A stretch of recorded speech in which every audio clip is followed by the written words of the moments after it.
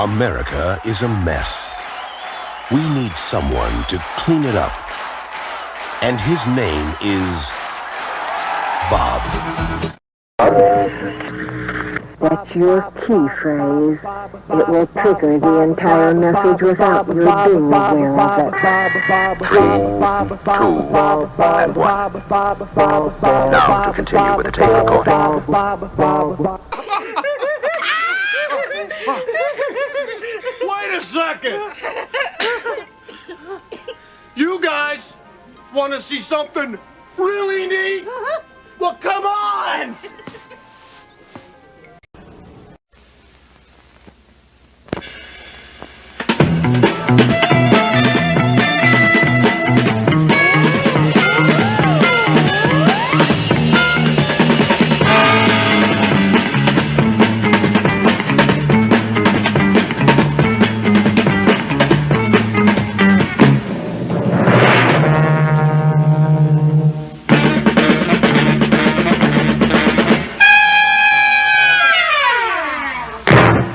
You've seen him on all the various TV talk shows.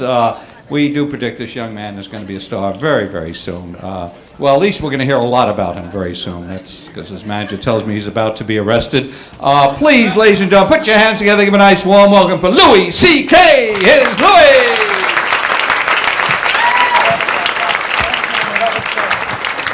Thank you. Thanks. Yeah, thank you. How are you doing? All right?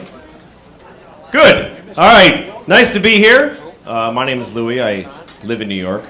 I like New York because this is the only city where you actually have to say things like, hey, that's mine, don't pee on that. Yeah. You know what's really embarrassing? When you run into somebody that you know and you can't remember their name. That's a low grade of it, because when you don't know their name, you can bullshit around. Because, like, you throw things, you show off about all the other shit. Hey, how's it going at the ice cream place that you work? And how's Bill? I know you know Bill, but you don't know their name. But what's even worse is when you don't even know where you know them from. You can't remember what their name is, who they are, why you know them. And here they come, and you're going, ah, shit, you fucking guy, I don't know who he is. So you go up, and then you have nowhere to go. It's like, hey, there, how's the place? You know what I do? Just go completely off the deep end. Instead of bullshitting the guy, just completely go wrong. Just go, hey, Flippity, how you doing there? You still at the clam plants chance? Yeah, that's pretty good. Because then at least he thinks you're stupid, crazy instead of stupid. That's the point of it. I think it's always better for people to think you're crazy than stupid. I think you should always, like, say you're in a restaurant, you're looking for the bathroom, and you walk into the kitchen by mistake. And they know why you're in there. Look at this idiot. Then you just go,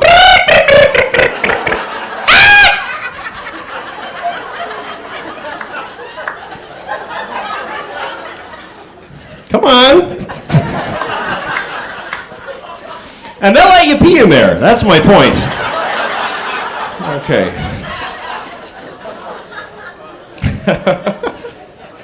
I know a little sign language. I know one sentence in sign language. Can I show it to you? It's the only one that I know. Okay, this is the one sentence I know in sign language. It goes like this. Which I believe means, I like to do this.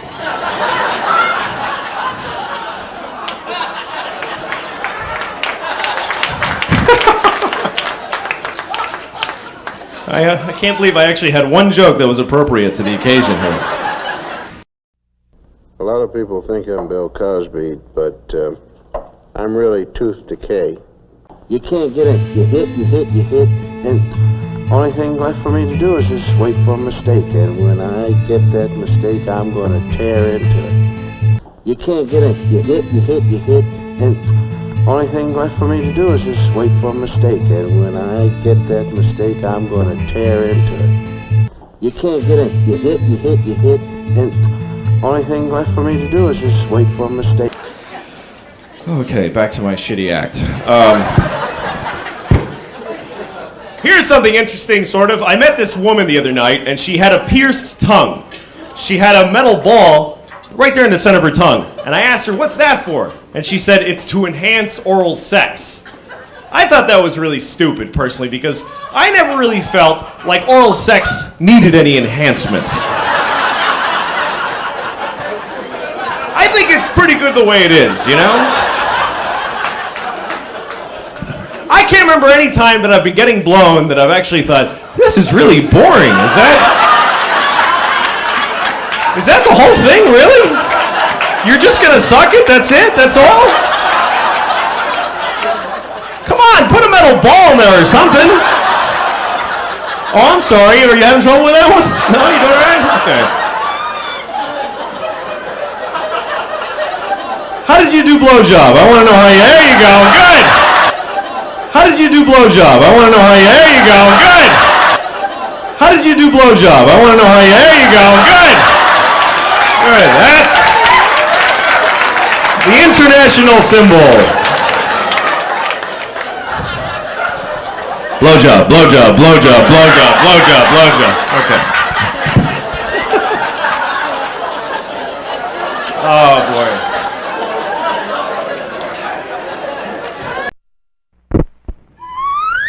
Hi. You hungry? Looking for a tempting treat? Hold on till I absorb some heat. Some added tang might please you, too. I'll slide into an oven-fresh bun. And I'm ready for your eating fun. Why don't you try a juicy good hot dog? Mmm, delicious. All right. I'm getting all sorts of laughs. I don't even know what's happening half the time here. So, I don't know. Sex is interesting. People get so upset about it. There's so many different kinds of sex that it's crazy. There's so many different magazines and stuff. Like, if you think you're a freak sexually, don't worry about it. Because they already got it figured out. Like, maybe you think you're the only one that likes to, dress like Hitler and have a nun throw Jell-O on your balls. Something like that, right? Then you find out there's a whole magazine just for that.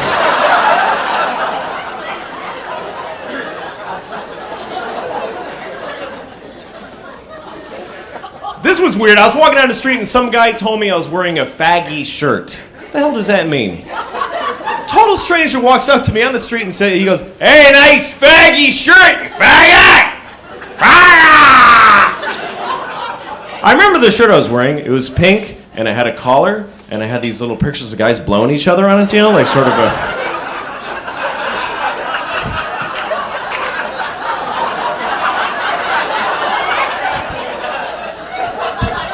New beer-enriched shampoo, Body on Tap, gives your hair super body, super hold. Brewed with 1/3 real beer. Wow. But don't drink it. Just shampoo. Whether I roll it, pin it, curl it, or blow it dry. It gives my hair super body, super hold. And the shine of your life. It's the beer shampoo that does it in 3 bodybuilding formulas. That's body. On Tap.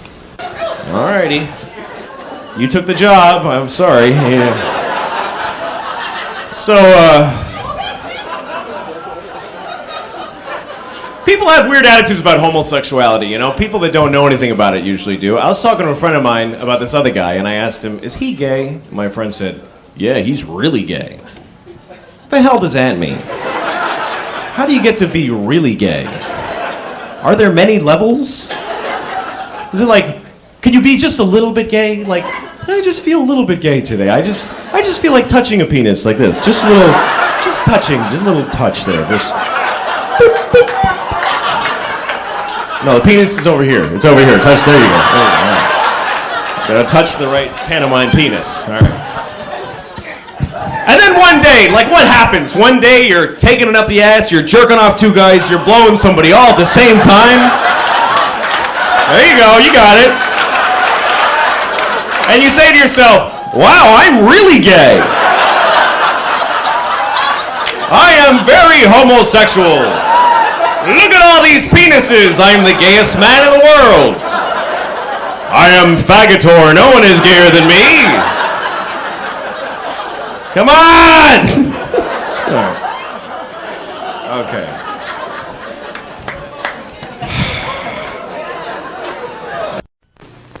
You're watching the most exciting game you will ever see on your TV set. Telstar by Coleco with 3 different games. Telstar Tennis with digital scoring, variable speeds. Telstar Hockey. Each player controls a goalie plus a forward on the other side. Oops, a goal. And Telstar Singles Handball, a game you play yourself. Telstar Handball, Tennis, Hockey. All 3 at an exciting low price. For great family fun, hitch your TV to a Telstar by Coleco. No, none of that. So, here's an interesting story. I was driving a friend's car. I borrowed a car for a week. I went out to Los Angeles, so I had to borrow my friend's car. And so I'm driving it, and the problem with the car was the horn was broken. Now, it wasn't that the horn didn't honk. I wouldn't have a problem with that. It was that the horn honked, just fucking like whenever. This horn would just go off. Just in the middle of nothing. I just beep, beep, beep. I'm honking at everybody. And people hated me. And there's nothing I could do about it. And there's no way to explain it either, because people look after you honk and they just see you going, I don't know, it's not me. And what the fuck does that mean? Somebody honks at you and then they go, hey, man, it's not me. So finally I decided there's nothing I can do about this horn, so I might as well at least go with it, at least try to be part of it and enjoy it, you know? So like I'm sitting at a red light, nothing's going on. I'm behind some poor guy, and out of nowhere, beep, beep, beep, beep, beep. He looks at me and I'm like, what are you doing? Sit at the fucking light! That's a red light! Just driving down a lonely street, beep, beep, hey lady, walking! You suck!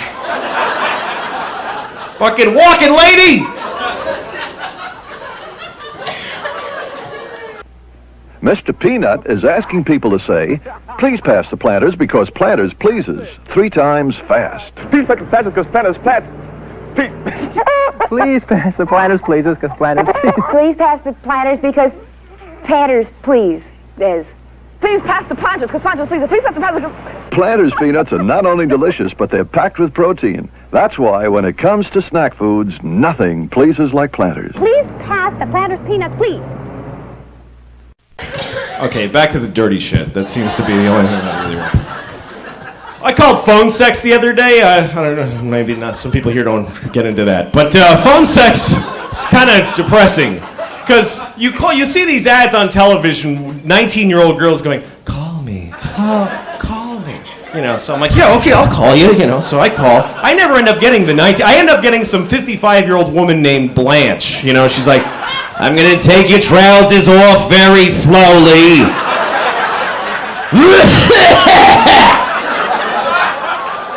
Then I'm gonna play with your balls. That's a nice one. That's a very good one. I'm gonna play with your balls. Sounds like a threat, you know? Okay, that sort of gets lost in the translation there. You're way too long. All right. But anyway, let me tell you this quick story before I go. I met this woman, and she was very nice. We ended up sleeping together, and well, I fucked her, whatever you want to call it. So anyway, we're having sex. She turned out to be a nymphomaniac, and I know that most guys think that that's what they want, but then you find out that it's kind of a nightmare, you know, because this is a woman who wanted to just keep going and going and going and going and going, and so do guys, but we can't, you know, because you're like, yeah, this is great. Wow, this is okay. All right. Shit. Hey, can we stop for a second? And she was like crazy too. She's like pulling me in and going, come on, fuck me, yeah, come on. And I was like, I think I am. I don't even know anymore, you know? So anyway, finally we're doing it from behind, which was good for me because I couldn't hide the pain in my face anymore, you know? And then she starts really getting into it and she starts like backing into me really hard. She's going like, bam! Bam! Bam! And it really fucking hurt a lot. So I had to say something to her, you know? So I said, hey, take it easy. Which is the most polite thing I could think of, you know? I didn't want to say, hey, don't back your snatch into me so hard. You're gonna rip my dick off, you fucking lunatic. I thought that might hurt her feelings. Well, you people really have been a wonderful audience. Seriously, thank you very much. Good night.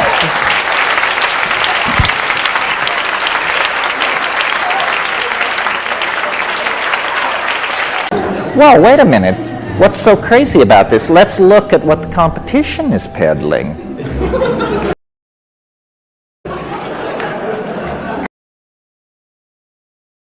Our next performer is a young man who was a regular out at our club in Los Angeles for a while.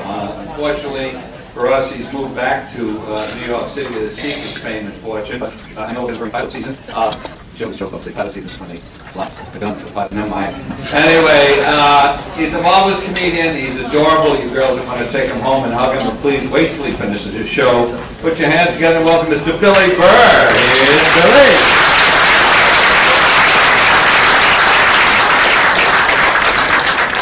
Hi, thank you.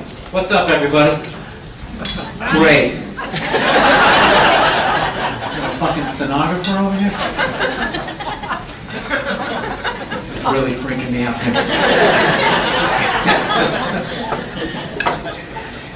Okay, so let's get this show going, okay, people? We got momentum. Somehow we're gonna stir the comedy matter or something. All right, I know what he's doing. All right, I didn't do shit today. Shit. Shit.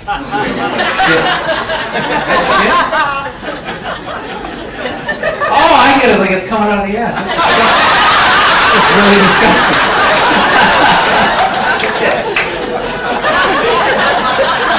I say so shit.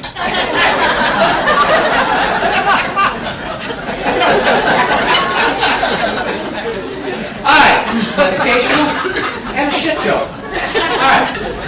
Alright, I was watching George Bush 3 days ago. You know what I love about George? George makes me feel like I could be president too.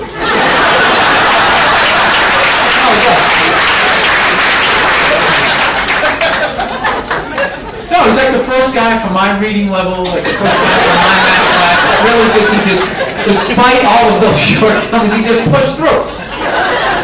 You know what I love about him? He can't say the word terror. The guy uses it every speech. He can't say terror. He goes, tear. He goes, America will not stand for tear. Anybody supports tear, you're a terrorist. We're going to get you. What kind of president goes, we're going to get you? He's like some redneck they dragged out of like a barbecue and put him in a suit. If you're going, we're going to get you, you should just be standing there with a couple of bloodhounds just going, go get him, dude! Smell the sheriff, go get him! I'll tell you, know what I have to realize though? When you go to war, that's the one time when you really have to like appreciate rednecks though. You know why? Because rednecks are like the one group of people that actually like want to go to war. No, they're up for it. They actually, you know, that's like their Super Bowl. They like make a dip and shit. You know what I mean? They really want to go. Everybody else tries to get out of it. Like rich people never go to war. You ask a college kid if he wants to go to war. It's like, I'm taking a sociology class. I think war is like really stupid. My roommate's like hack Yennies. It's gonna cause some static. Now you ask a redneck if he wants to go to war, it's just like, hell fucking yeah! I'm ready right now! You just point the direction, buddy, I'm ready to do this shit! No, they're frightening people, but you gotta utilize them. No, you wanna scare the enemy, okay? And rednecks are like America's pit bulls. They should just sedate those people, drop them off in Afghanistan, just let them run wild. Just be like, dude, just go do everything you ever dreamed of doing. Just go crazy. Have one of your friends play the banjo, it'll scare the shit out of you. Plus, rednecks will actually save you money, too. Because they show up to the army, you're like, here's your M16. They're like, I already got one. I got some shit in the trunk you ain't ever seen before, buddy.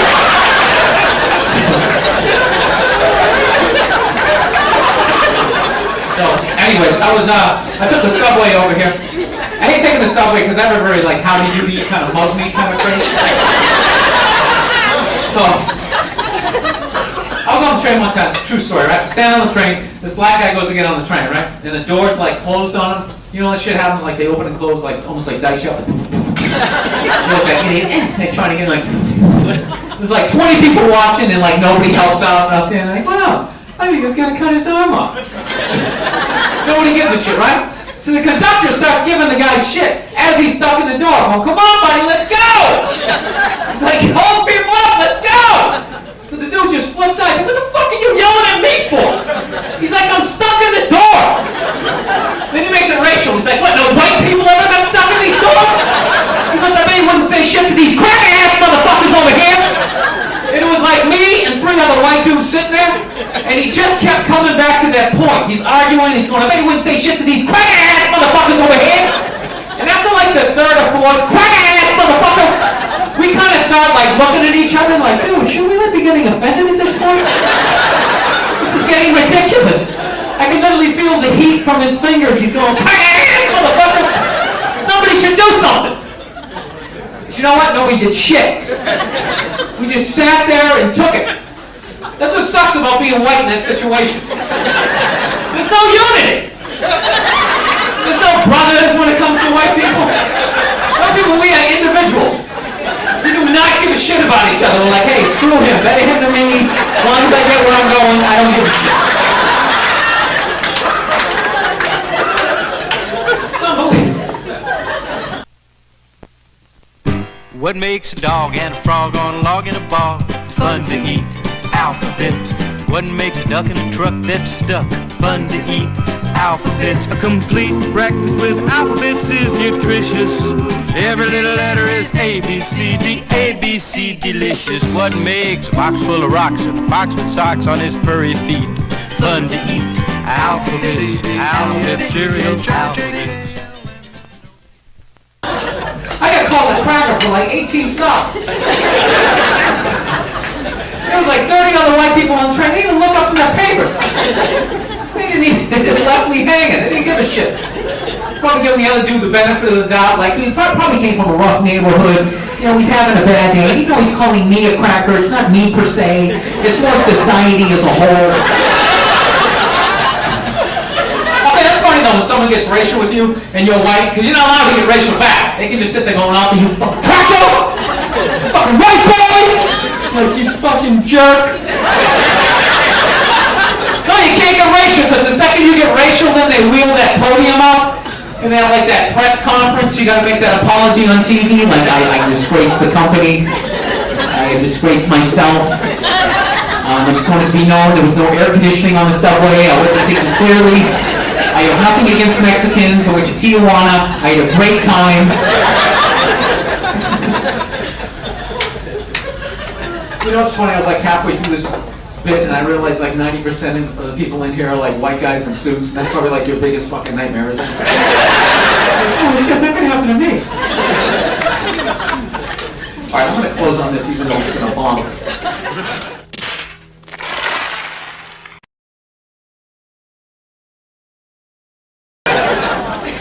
Anybody watch that Venus and Serena final the other night? I really love watching that. Anytime like black people do something new, white people always have to like comment on it. And no matter how hard they try to say something nice, it always comes off as like something a little fucked up. And you know what I realized watching that shit? It's really difficult for somebody white to say somebody black is intelligent without it coming off like, you know, like this is like something new to them. You know what I mean? Like I was listening to Dick Enberg and he's sitting there going like, Venus and Serena, they're two very bright, bright young ladies, and you just feel the other two white commentators going like, oh dude, you're on your own. And they're like dusting off the podium. And you hear the panic in his voice, he's going, you could sit down with them and discuss a wide variety of topics. Please go to commercial. Somebody go to commercial. Okay, because they kind of be like, if you're doing a crossword puzzle, they can help you out. Alright, I'm out of time. You guys are a lot of fun. Thank you very much. Back to Bud Friedman, everybody. Thank you very much. Billy Burr, ladies and gentlemen. Billy Burr.